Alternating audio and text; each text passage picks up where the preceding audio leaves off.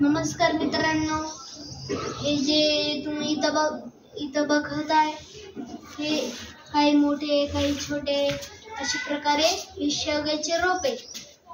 आणि शेवग्याचे रोप शिवम आणि मी तयार केले. तर यांचे साहित्य काय सांगू. पहिले पिशवी घेतली, पिशव्या नर्सरीतून आणल्या होत्या. मग माती घेतली, ही जी काळी काळी माती दिसते तुम्हाला, ही माती घेतली होती. तर गावात जाऊन आम्ही शेणखत घेतले होते.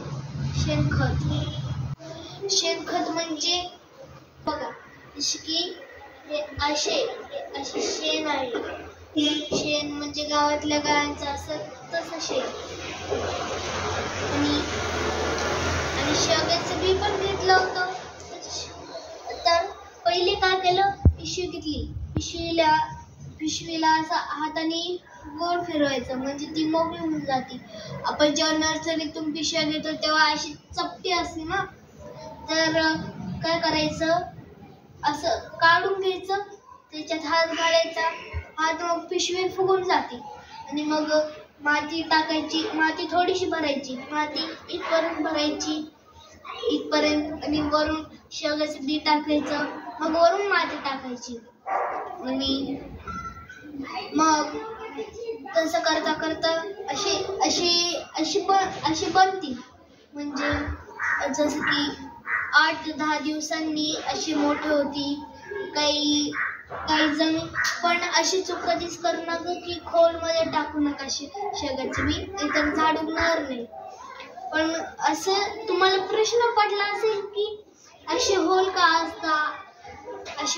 असं सांगू. कारण ना, आता जास्त पाणी राहिलं तर आपला शेवगा खराब होऊन जातो, म्हणून असे होल दिले. पण यांना खत वगैरे काहीच टाकायची गरज नाही. एवढे झाले तेव्हा पाणीच टाकत राहायचं. आणि मोठं झालं ना तर त्यांना जमिनीत लावून द्यायचं. त्यांना काय पाणी घालायची गरजच नसती, काळजी नसती, त्यांची काळजी घ्यायचीच नसती. कारण का, जर जमिनीत पाणी असतं ना तर झाड काय जमिनीतलं त्यांचं मूळ पाणीपर्यंत जाते, जमिनीच्या मधल्या पाणीपर्यंत. मग ते असे मूळ पाण्यात असतात, मग ते पाणी पिता पिता तशीच मोठ्या होतात. म्हणून खूप मोठ्या अशी मजबूत आपण तोडू नाही शकत तशा झाडांना काहीच गरज नसते. तर आपलं काम करतात. जसं की आपलं छोटं बाळ नवीन आलं असेल, त्याला आपण कसं चमच्याने पाजवतो ना पाणी वगैरे दूध, तर तो मोठा बाळ तो लहानाचा मोठा होऊन तसं तो आपले कामे करत जातो. आता हे जे छोटे आहे ना, समजा की हे बाळ आहे, काय मोठे झाले तर यांचेच ते स्वतःच काम करतील ना हे. म्हणून मोठे झाले की त्यांना कधी पाणीचा टाकू नका. धन्यवाद.